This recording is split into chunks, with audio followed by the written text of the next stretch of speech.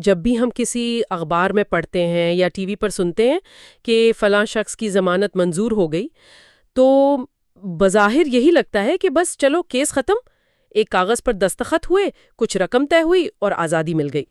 ہاں، عام طور پر یہی سمجھا جاتا ہے۔ بالکل، یہ ایک عام سی قانونی فارمیلٹی محسوس ہوتی ہے۔ لیکن آج کے اس گہرے تجزیے میں ہم جس چیز پر بات کرنے والے ہیں نا، وہ اس سوچ سے بہت مختلف ہے۔ حقیقت میں اس ایک ضمانت کے دستخط کے نتیجے میں کوڈ آف کرمنل پروسیجر 1898 کی بنی ہوئی ایک ایسی بے رحم قانونی مشینری حرکت میں آتی ہے جو اگر اپنی پوری طاقت پر آ جائے تو آپ کے اثاثوں کی کرکی سے لے کر آپ کو سول جیل تک پہنچا سکتی ہے۔ صحیح بات ہے، یہ مشینری اصل میں بہت ویل آئلڈ ہے۔ ہاں، تو آج ہم اس گہرے تجزیے میں اسی مشینری کو کھول کر دیکھنے والے ہیں، خصوصاً پارٹ 9 کا چیپٹر 42، جس میں سیکشن 513 سے 516 تک بیل بانڈز اور ان کی ضبطی کے قوانین بیان ہوئے ہیں۔ ہم سمجھیں گے کہ ان کے پیچھے قانون کا اصل دماغ کام کیسے کرتا ہے۔ دیکھیں، جس حصے پر ہم آج بات کر رہے ہیں وہ بنیادی طور پر ریاست اور شہری کے درمیان ایک انتہائی سخت معاہدے کی بنیاد رکھتا ہے۔ صحیح۔ جب ہم اس قانون کے پس منظر کو دیکھتے ہیں جو کہ برطانوی دور میں تشکیل دیا گیا تھا، تو اس کا مقصد صرف کاغذی کارروائی پوری کرنا تو تھا نہیں۔ تو پھر اصل مقصد کیا تھا اس وقت؟ اس کا مقصد ریاست کی گرفت کو مضبوط رکھنا تھا تاکہ کوئی بھی شخص قانونی نظام کو چکمہ دے کر فرار نہ ہو سکے۔ یعنی یہ ایک مکمل نظام ہے جو وعدوں کی پاسداری کو یقینی بناتا ہے۔ وہ یہ اختیار دیتا ہے کہ وہ کسی انسانی شورٹی کی بجائے نقد رقم یعنی کیش یا گورنمنٹ پرومسری نوٹس قبول کر لیں۔ یہ تو بالکل ویسے ہی ہے جیسے کسی مشینری کو رینٹ پر لینے کے لیے ایڈوانس سیکیورٹی ڈپازٹ جمع کروا دیا جائے، وقت پورا ہونے پر اگر سب ٹھیک رہا تو ڈپازٹ واپس۔ ایگزیکٹ وہی کانسیپٹ ہے، ایک فائنینشیل سیکیورٹی۔ لیکن یہاں قانون ایک عجیب سی لائن ڈرا کرتا ہے۔ اگر ضمانت گڈ بیہیویئر یا اچھے برتاؤ کے حوالے سے ہو تو پھر کورٹ کیش قبول نہیں کرے گی۔ یہاں آ کر نا میری تھوڑی سمجھ الجھ جاتی ہے۔ ریاست کو تو آخر اپنی سیکیورٹی اور پیسے سے غرض ہونی چاہیے نا۔ نہیں، اصل میں تو پھر گڈ بیہیویئر کے کیس میں نقد پیسہ لینے میں آخر مسئلہ کیا ہے؟ دیکھیں، اس سوال کا جواب 1898 کے قانونی فلسفے اور اس وقت کے سماجی ڈھانچے میں چھپا ہوا ہے۔ اچھا۔ جو گڈ بیہیویئر کا بانڈ ہوتا ہے وہ عام طور پر ان افراد سے لیا جاتا ہے جن سے معاشرے میں امن و امان خراب ہونے کا خدشہ ہو، یعنی جن سے پبلک کو کوئی خطرہ ہو سکتا ہے؟ بالکل۔ اب اگر عدالت ایسے شخص سے صرف کیش لے کر اسے چھوڑ دے تو یہ تو ایک طرح سے جرم کرنے کا ایڈوانس لائسنس لینے والی بات ہو جائے گی نا۔ ارے واہ، ہاں، مطلب اس نے پیسے دے دیے تو اس کی چھٹی۔ ایگزیکٹلی، وہ شخص سوچ سکتا ہے کہ بھائی میں نے تو ریاست کو پیسے دے دیے ہیں، اب میں جو چاہوں کروں، زیادہ سے زیادہ کیا ہوگا، میرا ڈپازٹ ہی ضبط ہوگا نا۔ صحیح بات ہے۔ ریاست امن خراب ہونے کا رسک صرف پیسوں کی عوض نہیں لے سکتی۔ یعنی کورٹ فائنینشل ٹرانزیکشن کے بجائے یہاں سوشل کنٹرول چاہتی ہے، ایک سوسائٹی کا پریشر چاہتی ہے۔ بالکل یہی بات ہے۔ جب کورٹ گڈ بیہیویئر کے لیے ایک زندہ انسان کی ضمانت مانگتی ہے تو دراصل وہ معاشرے کے ایک معتبر فرد کو اس شخص کا نگہبان یا وارڈن مقرر کر رہی ہوتی ہے۔ اچھا، یعنی وہ شیورٹی اب اس کی نگرانی کرے گا۔ ہاں، کیونکہ ایک شیورٹی پر قانونی اور سماجی دونوں دباؤ ہوتے ہیں۔ وہ اس بات کو یقینی بناتا ہے کہ جس کی اس نے ضمانت دی ہے وہ باہر جا کر کوئی غلط برباد نہ کرے۔ یہ کام کیش ڈپازٹ تو نہیں کر سکتا نا۔ بالکل نہیں، کیش تھوڑی کسی کو روکے گا۔ قانون اس پوائنٹ پر بہت کلیئر ہے کہ اسے پیسہ نہیں بلکہ ذمہ داری اور نگرانی چاہیے۔ یہ واقعی حیران کن ہے کہ قانون کس طرح سماجی نفسیات کو ایک ٹول کے طور پر استعمال کرتا ہے۔ اب جب ذمہ داری اٹھانے کی بات ہو ہی رہی ہے تو نابالغ یا مائنرز کے حوالے سے بھی قانون کا اپنا ایک واضح حصول موجود ہے سیکشن 514B میں۔ ہاں، 514 بھی بہت انٹرسٹنگ ہے اس معاملے میں۔ واقعی، اگر ضمانت دینے والا کوئی مائنر ہے تو عدالت اس سے خود کوئی بانڈ سائن نہیں کرواتی، اس کے بدلے میں صرف اس کے ضمانتی یعنی شیورٹی کا بانڈ قبول کیا جاتا ہے۔ چونکہ کانٹریکٹ لا کے مطابق تو مائنر کوئی قانونی معاہدہ کر ہی نہیں سکتا نا۔ صحیح کہہ رہی ہیں آپ۔ تو عدالت اسے اس پورے لیگل فریم ورک سے باہر ہی رکھتی ہے اور ساری ذمہ داری اس اڈلٹ شیورٹی پر ڈال دیتی ہے جو اس کی طرف سے آگے آتا ہے۔ یہاں اصل میں قانون ایک ٹیکنیکل اور لاجیکل تسلسل برقرار رکھ رہا ہے۔ دیکھیں، بانڈ ایک باقاعدہ لیگل ڈاکیومنٹ ہے۔ صحیح۔ جس میں بریچ آف کانٹریکٹ کی صورت میں سخت پینل کانسیکوینسز ہوتے ہیں، سزائیں ہوتی ہیں۔ اب ایک نابالغ کو ایسی سنگین قانونی پیچیدگیوں میں پھنسانا نہ صرف غیر منصفانہ ہوگا بلکہ قانونی طور پر اس بانڈ کی حیثیت ہی زیرو ہوگی، کیونکہ وہ کانٹریکٹ لیگلی نہیں مانا جائے گا۔ بالکل۔ اسی لیے قانون اس رسک کو کور کرنے کے لیے ایک عاقل اور بالغ فرد کو آگے لاتا ہے تاکہ اگر معاہدہ ٹوٹے تو ریاست کے پاس ایکشن لینے کے لیے ایک ویلڈ ٹارگٹ موجود ہو۔ اچھا چلیے، ٹارگٹ سیٹ ہو گیا، معاہدہ ہو گیا، شورٹی طے ہو گئی، لیکن کہانی میں اصل ٹوسٹ تب آتا ہے جب یہ معاہدہ ٹوٹ جاتا ہے، یعنی جب وعدہ خلافی ہوتی ہے اور بانڈ فورفیٹ ہوتا ہے۔ اور وہاں سے اصل قانونی مشینری سٹارٹ ہوتی ہے، سیکشن 514 کے تحت۔ ہاں وہی، تب ریاست کا وہ سخت چہرہ سامنے آتا ہے جس کی ہم شروع میں بات کر رہے تھے۔ میں نہ اس مخانیات یعنی اس مشینری کو سمجھنا چاہتی ہوں۔ عدالت سیدھا ڈنڈا لے کر تو نہیں پہنچتی ہوگی نا، اس کا ایک step by step action plan ہے۔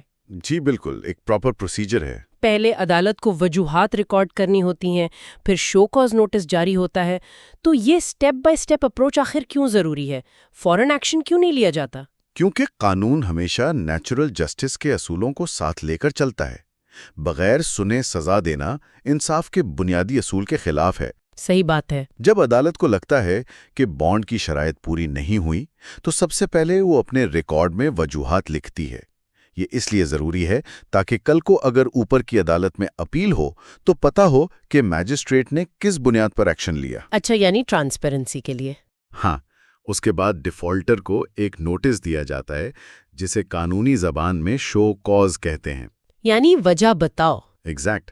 اسے موقع دیا جاتا ہے کہ وہ بتائے کہ اس سے پینلٹی کیوں نہ وصول کی جائے۔ ہو سکتا ہے کہ اس کے پاس پیش نہ ہونے کی کوئی انتہائی ویلڈ وجہ ہو، جیسے کوئی شدید بیماری ہو گئی ہو یا اچانک کوئی اور بڑی مجبوری بن گئی ہو۔ لیکن اگر وہ وجہ عدالت کو تسلی بخش نہ لگے یا بندہ نوٹس کے بعد بھی غائب رہے، بھاگ جائے، تو پھر عدالت سیدھا اس کی موویبل پراپرٹی یعنی حرکت پذیر جائیداد کی کرکی کی طرف چلی جاتی ہے۔ بالکل، سیدھا وارنٹ جاری ہوتا ہے۔ وارنٹ جاری ہوتا ہے اور اثاثے ضبط کرنے کا حکم دے دیا جاتا ہے۔ اب یہاں میرے ذہن میں ایک بہت بڑا سوال اٹھتا ہے۔ قانون کہتا ہے کہ یہ وارنٹ عدالت کی حدود سے باہر یعنی کراس جورسڈکشن کسی دوسرے علاقے میں بھی نافذ ہو سکتا ہے۔ جی، کسی اور ڈسٹرکٹ میں بھی۔ آج کل کے دور میں تو ڈیجیٹل نیٹ ورکنگ اور سینٹرلائز ڈیٹا بیس ہے تو یہ بات سمجھ آتی ہے، لیکن ذرا 1898 کا تصور کریں۔ ایک شخص لاہور کی عدالت سے ڈیفالٹ کرتا ہے اور بھاگ کر کراچی چلا جاتا ہے۔ ہاں، وہاں چھپ جاتا ہے جا کر۔ تو لاہور کا ایک میجسٹریٹ اتنی دور اس زمانے میں کسی کی گھوڑا گاڑی یا اس کی کوئی قیمتی چیز ضبط کرنے کا میکینزم کیسے چلاتا تھا؟ اس پرانے قانون میں اس پریکٹیکل چیلنج کو کیسے ہینڈل کیا گیا؟ یہ مجھے بہت فیسینیٹنگ لگ رہا ہے۔ یہ واقعی اس قانون کی سب سے خوبصورت ڈرافٹنگ کی مثال ہے۔ 1898 میں جب ٹیلی گراف اور ڈاک کا نظام اپنے عروج پر تھا تو برٹش ایڈمنسٹریشن نے لانگ آرم آف دا لا کا ایک پریکٹیکل فریم ورک بنایا تھا۔ اچھا، وہ کیسے؟ اگر کوئی شخص جورسڈکشن سے بھاگ جاتا تو لاہور کی عدالت کا میجسٹریٹ ایک وارنٹ تیار کرتا۔ یہ وارنٹ پوسٹ یا ٹیلی گرافک چینلز کے ذریعے کراچی بھیجا جاتا۔ صحیح۔ لیکن وہاں کا لوکل تھانے دار ڈائریکٹ اس وارنٹ پر عمل نہیں کر سکتا تھا۔ یہاں ضرورت پڑتی تھی ڈسٹرکٹ آفیسر ریونیو کی، یعنی ایک لوکل اتھارٹی کی تصدیق چاہیے ہوتی تھی وہاں پہ۔ جی بالکل۔ ڈسٹرکٹ آفیسر ریونیو اس علاقے کا اہم ترین ایڈمنسٹریٹو افسر ہوتا تھا جس کے پاس زمینوں اور اثاثوں کا سارا ریکارڈ موجود ہوتا تھا۔ اچھا۔ جب لاہور سے وارنٹ کراچی پہنچتا تو وہ آفیسر اس پر اپنی تصدیقی مہر لگاتا، یعنی انڈورس کرتا۔ اس کی مہر کا مطلب یہ ہوتا تھا کہ اب یہ وارنٹ اس نئے ضلع میں پوری قانونی طاقت رکھتا ہے۔ واو، یعنی اس زمانے میں بھی سسٹم پراپر لنک تھا۔ ہاں، پھر لوکل پولیس اور پٹواری مل کر اس شخص کی حرکت پذیر جائیداد کو ڈھونڈتے، اسے سیز کرتے اور نیلام کر کے عدالت کو رقم بھجواتے۔ اس پورے پروسیس نے 1898 میں ہی کراس جورسڈکشن کا ایک ایسا مضبوط نظام قائم کر دیا تھا کہ فرار ہونے کا کوئی دروازہ کھلا نہ بچے۔ یہ واقعی ایک لاجسٹیکل ماول ہے اس وقت کے حساب سے۔ یعنی قانون بناتے وقت صرف پیپر ورک نہیں سوچا گیا بلکہ گراؤنڈ ریالٹی کو سامنے رکھا گیا کہ ایک پیپر ایک شہر سے دوسرے شہر فزیکلی ٹریول کیسے کرے گا اور کون اسے لاگو کرے گا۔ بالکل۔ اور اس سے بھی آگے کی بات یہ ہے کہ اگر یہ ساری کوشش ناکام ہو جائے شہر در شہر وارنٹ گھومنے کے بعد بھی پتہ چلے کہ اس بندے کے پاس تو کوئی اثاثہ ہے ہی نہیں، نہ پیسہ، نہ گاڑی، نہ کوئی قیمتی سامان، تو آخری راستہ 6 مہینے کی سول جیل ہے۔ جی، 6 مہینے کی قید۔ یعنی اگر آپ جیب سے خالی ہیں تو ریاست آپ کی آزادی چھین لے گی۔ اور سیکشن 516 میں تو ہائی کورٹس اور سیشنز کورٹس کو بھی یہ اختیار دیا گیا ہے کہ وہ کسی بھی میجسٹریٹ کو ڈائریکٹ آرڈر دے کر اس وصولی کو یقینی بنائیں۔ اصل میں سول جیل اس پورے سائیکل کا آخری ٹول ہے۔ قانون ڈیفالٹرز کو یہ کلیئر میسج دینا چاہتا ہے کہ غربت یا اثاثوں کی غیر موجودگی قانون کو توڑنے کا کوئی جواز نہیں بن سکتی۔ صحیح بات ہے۔ اگر آپ نے ایک معاہدہ کیا ہے اور ضمانت کی رقم طے کی ہے تو ریاست اپنا حق وصول کر کے رہے گی، چاہے وہ آپ کے ٹائم اور فریڈم کی شکل میں ہی کیوں نہ ہو۔ اچھا۔ اور جو آپ نے بات کی ہائی کورٹس کی، تو انہیں ڈائریکٹ انٹرونشن کا حق اس لیے دیا گیا ہے تاکہ ریڈ ٹیپ یا نچلی عدالتوں کی سستی اس وصولی کے پروسیس کو ڈیلے نہ کر سکیں۔ سسٹم میں چوک پوائنٹس کو ختم کرنے کے لیے اسے ایسے ڈیزائن کیا گیا ہے۔ تو ایک طرف تو ریاست کا یہ میکینیکل اور سخت رویہ ہے جو حدود کی پرواہ کیے بغیر ڈیفالٹر کا پیچھا کرتا ہے، لیکن زندگی قانونی دستاویزات کی طرح ہمیشہ اسٹریٹ فارورڈ تو نہیں ہوتی نا؟ بالکل نہیں ہوتی۔ زندگی میں بہت مسائل آتے ہیں۔ زندگی میں اچانک ڈیزاسٹرز آتے ہیں۔ مثال کے طور پر اگر قانونی کارروائی کے دوران اس شخص کا اچانک انتقال ہو جائے جس نے ضمانت دی تھی، صحیح، یا پھر وہ بالکل بینکرپٹ اور انسالوینٹ ہو جائے، یعنی دیوالیہ ہو جائے۔ عام زندگی میں ہم دیکھتے ہیں کہ اگر کسی بینک لون کا گارنٹر مر جائے تو معاملہ کتنا پیچیدہ ہو جاتا ہے۔ ہاں، فیملیز کے لیے بہت مسئلہ بن جاتا ہے۔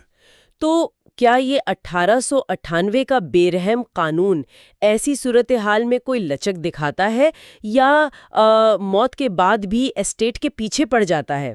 یہاں قانون اپنی ریجڈیٹی یعنی سختی اور ہیومینٹی کے درمیان ایک بہت ہی نفیس بیلنس قائم کرتا ہے۔ سیکشن 514 سب سیکشن 5 اور 6 اسے ڈیل کرتے ہیں۔ اچھا، وہ کیسے؟ پہلی بات، قانون میں لچک کا ایک حصہ ڈسکریشن کی شکل میں موجود ہے۔ عدالت کے پاس یہ اختیار ہے کہ وہ جرمانے کا کچھ حصہ معاف کر دے اور باقی وصول کرے اگر اسے لگتا ہے کہ پوری پینلٹی لینے سے انصاف نہیں ہوگا۔ یعنی کورٹ کو پوری پینلٹی لینے پہ مجبور نہیں کیا گیا؟ بالکل، لیکن جب بات آتی ہے موت کی تو رول تھوڑا الگ ہے۔ اگر بانڈ فورفیٹ ہونے یعنی ضمانت ٹوٹنے سے پہلے ہی ضمانتی کا انتقال ہو جائے تو قانون کہتا ہے کہ اب اس کی جائیداد کو ڈسچارج کر دیا جائے۔ یعنی اس کے وارثان بچ جائیں گے؟ ہاں، اس کے وارثان کو اس بانڈ کی پینلٹی ادا نہیں کرنی پڑے گی۔ یہ پوائنٹ تو بڑا اہم ہے، یعنی اگر ڈیفالٹ ہونے سے پہلے موت ہوئی ہے تو وارثان سیف ہیں۔ لیکن میری نظر اس سیکشن 514A پر ہے جو یہاں آ کر نہ قانونی ویکیوم پیدا ہونے نہیں دیتی۔ وہی اصل پوائنٹ ہے۔ دیکھیں، قانون ضمانتی کے وارثان کو تو فری کر رہا ہے، لیکن اس ملزم کو یا اس شخص کو جس کی ضمانت دی گئی تھی اسے کوئی ریلیف نہیں دے رہا۔ عدالت ترنت کہتی ہے کہ بھائی آپ کا شیورٹی مر گیا یا دیوالیہ ہو گیا، چلو اب نئی ضمانت لاؤ۔ نئی ضمانت لانا لازمی ہو جاتا ہے۔ یہ تو ایک قسم کا لوپ ہے نا جو کبھی ٹوٹتا ہی نہیں۔ آپ اسے لیگل ویکیوم کی تھیوری سے بہتر سمجھ سکتی ہیں۔ دیکھیں، جب کسی کی ضمانت منظور کی جاتی ہے تو وہ سوسائٹی کے لیے ایک قسم کا فلوٹنگ رسک ہوتا ہے۔ صحیح۔ اس رسک کو کور کرنے کے لیے تو بانڈ اور شیورٹی موجود تھے۔ اب جب شیورٹی دنیا سے چلا گیا تو وہ رسک دوبارہ ننگا ہو گیا، یعنی انکور ہو گیا۔ ریاست اس نیکڈ رسک کو سوسائٹی میں فریلی گھومنے نہیں دے سکتی۔ ہاں، یہ بات بھی ہے۔ اس لیے قانون کا میکانزم فوراً حرکت میں آتا ہے اور ڈیمانڈ کرتا ہے کہ اس خلا کو پر کیا جائے۔ اگر نئی ضمانت یعنی فریش سیکیورٹی نہیں دی جاتی تو عدالت اوریجنل آرڈر کی شرائط کو اپلائی کر دیتی ہے۔ اچھا، یعنی جیسے اس نے پہلے ہی دن ضمانت دینے سے انکار کر دیا ہو۔ ایگزیکٹ وہی ٹریٹمنٹ ملتی ہے۔ قانون میں جذبات کی کوئی خاص جگہ نہیں ہوتی، یہاں صرف لاجک اور پروسیس کی کنٹینیوٹی چلتی ہے۔ بالکل، ریاست کا کام افسوس کرنا تھوڑی ہے، امن کو یقینی بنانا ہے۔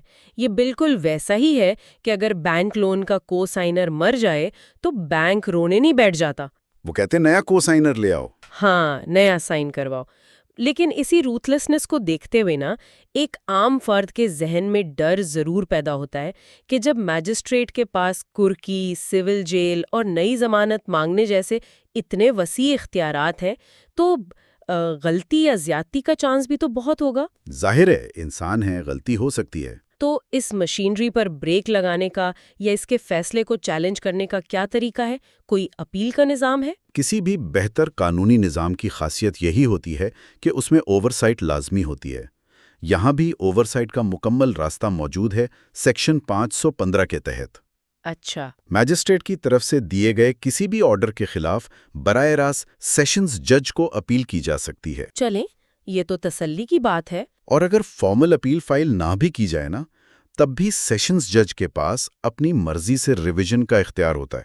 وہ خود سے ریکارڈ طلب کر کے دیکھ سکتا ہے کہ میجسٹریٹ نے جو پراپرٹی اٹیچ کرنے کا پروسیس چلایا ہے وہ ٹھیک تھا یا نہیں۔ یہ اوورسائٹ سسٹم کو بیلنس کرتی ہے۔ اپیل کا نظام تو سمجھ آتا ہے اور تھوڑی تسلی بھی دیتا ہے، لیکن یہاں اس قانون کا ایک اور پہلو ہے سیکشن 5147 میں، جس نے مجھے سب سے زیادہ سوچنے پر مجبور کیا ہے۔ آپ برڈن آف پروف والی پروویژن کی بات کر رہی ہیں؟ ہاں، بلکہ میں تو کہوں گی کہ اس پورے تجزیے کا سب سے سنگین اور تھوڑا ڈراؤنا حصہ یہی ہے۔ عام طور پر قانون میں یہ اصول ہے نا کہ innocent until proven guilty۔ بالکل، اصول تو یہی ہے۔ لیکن دیکھیں، اگر کسی نے کسی دوسرے شخص کے اچھے برتاؤ کی ضمانت دی اور وہ بندہ باہر جا کر کوئی ایسا جرم کر بیٹھے جو بانڈ کی شرائط کے خلاف ہو، صحیح۔ جب اس سے اس جرم میں سزا ملتی ہے تو عدالت اس سزا کی تصدیق شدہ کاپی یعنی سرٹیفائیڈ کاپی کو شیورٹی کے خلاف ڈائریکٹ ثبوت کے طور پر پیش کر دیتی ہے۔ ایز ایویڈنس یوز کرتی ہے، ہاں۔ اور پھر قانون یہ فرض کر لیتا ہے کہ یہ جرم واقعی ہوا ہے جب تک کہ ضمانتی خود آ کر اسے غلط ثابت نہ کرے۔ یعنی ایک شخص نے صرف دوستی میں یا رشتہ داری میں آ کر فیور کی اور قانونی عذاب میں پھنس گیا، اور اچانک پورا قانونی بوجھ اس کے اپنے کندھوں پر آ گرا کہ اب تم ثابت کرو کہ کورٹ غلط ہے۔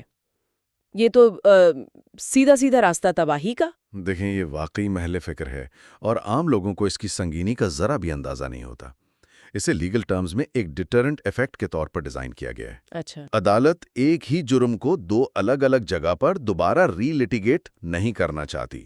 اگر ایک عدالت نے مکمل مقدمہ چلا کر کسی کو قصوروار ٹھہرا دیا ہے تو شیورٹی کی فورفیچری ہیئرنگ میں وہی ساری گواہیاں دوبارہ کیوں بلائی جائیں گی؟ صحیح پوائنٹ ہے، عدالت کا وقت بچے گا۔ جب سرٹیفائیڈ کاپی عدالت میں آتی ہے تو قانون پریزیوم کرتا ہے، یعنی مان لیتا ہے کہ فیکٹ اسٹیبلش ہو چکا ہے۔ یہاں قانون ایکچولی ضمانت دینے والے کو اس کی نیگلیجنس کی سزا دے رہا ہوتا ہے۔ نیگلیجنس کی سزا یعنی اس نے دھیان کیوں نہیں رکھا؟ بالکل، ضمانت کا مطلب ہی یہ تھا کہ آپ نے ریاست کو گارنٹی دی تھی کہ یہ شخص لا بریک نہیں کرے گا۔ جب اس نے لا بریک کیا تو پہلا ڈیفالٹ تو آپ کی نگرانی کا ہوا نا۔ ہاں، بات تو لاجک والی ہے۔ اس لیے بوجھ الٹ کر آپ پر ڈال دیا جاتا ہے کہ اگر آپ چاہتے ہیں کہ آپ کی پراپرٹی کرک نہ ہو تو اب آپ نئی ایویڈنس لائیں۔ اور پریکٹیکلی دیکھا جائے تو نا، کنوکشن ہونے کے بعد اس پریزمپشن کو ریبٹ کرنا تقریباً ناممکن ہو جاتا ہے۔ یعنی بندہ تو پھنس گیا نا اس میں۔ اس پورے میکانزم کو سمجھنے کے بعد تو کسی عام فرد کا قانونی نظام کو دیکھنے کا زاویہ ہی بدل جانا چاہیے۔ ہم اس کو عام طور پر بس کاغذ کی کارروائی سمجھتے ہیں، لیکن یہ ایک کانٹریکٹ ہے جس میں آپ اپنا سب کچھ داؤ پر لگا رہے ہیں۔ صحیح بات ہے، اپنا سارا رسک لے رہے ہیں۔ کیش ڈپازٹ نہ ہونے کے رولز ہوں، مائنیوٹلی طے کردہ جورسڈکشن کے قوانین ہوں، پھر شہر سے باہر اثاثوں کی کرکی، سول جیل کی سزا اور موت کی صورت میں نئے شیورٹی کا مطالبہ۔ یہ ایک ایئر ٹائٹ سسٹم ہے جو بس وعدوں کی پاسداری کروانا جانتا ہے۔ لوگ صرف پریشر میں آ کر یا تعلق نبھانے کے لیے شیورٹی بانڈ پر سائن کر دیتے ہیں، بغیر یہ سمجھے کہ اگر ڈیفالٹ ہوا تو ان کے بینک اکاؤنٹس، ان کی زمین اور ان کی آزادی تینوں ڈینجر زون میں آ جائیں گے۔ 1898 کی اس مشینری میں بھاگنے کے راستے واقعی بہت کم ہیں۔ واقعی، اور اس مشینری اور 1898 کی فزیکل دنیا کے حوالے سے ہم نے ابھی بات کی کہ کیسے ٹیلی گراف اور پوسٹ کے ذریعے ایک شہر سے دوسرے شہر وارنٹ جاتے تھے اور گھوڑے گاڑیاں اور جائیداد ضبط ہوتی تھیں۔ یہ قانون تو ان فزیکل ایسیٹس اور ان چیزوں کے لیے بنایا گیا تھا جو ہاتھ سے چھوئی جا سکتی ہیں، جو فزیکل فارم میں موجود تھیں اس وقت۔ لیکن اب نہ سننے والوں کو اور سب کو ایک بات سوچنے پر مجبور ہونا چاہیے کہ آج کی اس ماڈرن اور ڈیجیٹل دنیا میں جہاں دولت کا ایک بہت بڑا حصہ انویزیبل ہے، وہاں ان پرانے قوانین کا کیا مستقبل ہے؟ یہ ایک بہت ہی گہرا سوال ہے۔ کیونکہ آج آدھی سے زیادہ wealth crypto currency, digital accounts اور NFTs میں سٹور ہو رہی ہے۔ یہ ایسی جائیداد ہے جو کسی مخصوص شہر کی حدود میں تو آتی ہی نہیں ہے نا، اس کا کوئی فزیکل وجود ہی نہیں، اور اس کو ضبط کرنا بھی مشکل ہے۔ بالکل، اور نہ ہی کوئی ڈسٹرکٹ آفیسر ریونیو ان ڈیجیٹل لیجرز پر فزیکل تصدیقی مہر لگا کر انہیں اپنے قبضے میں لے سکتا ہے۔ تو جب ایک ایسے شخص کی پراپرٹی کرک کرنے کا وقت آئے گا جس کی ساری net worth decentralize networks پر موجود ہو، تو 1898 کا یہ ضبطی کا پرانا نظام وہاں کیسے فنکشن کرے گا؟ اس پر تو بہت نئے قوانین کی ضرورت پڑیں گی آگے چل کر۔ واقعی، کیا ورچوئل کرنسیز کی اس دنیا میں اس 350 سال پرانی مشینری کو، ڈیجیٹل ایسٹس کو سمجھنے اور انہیں فزیکلی اٹیچ کرنے کے نئے قوانین نہیں چاہیے ہوں گے؟ یہ ایک ایسا کھلا سوال ہے جو ہر قانون کو سمجھنے والے کو ایک نئے زاویے سے سوچنے پر مجبور ضرور کرے گا۔ خیر، اس گہرے تجزیے کو ہم یہیں روکتے ہیں۔ امید ہے ان قدیم دستاویزات کی بہت سی پرتیں آج واضح ہوئی ہوں گی۔ You are watching Legal Gupshup and GK with MD, your source for legal, historical, and breaking news. Don't forget to like, subscribe, and share for more informative content.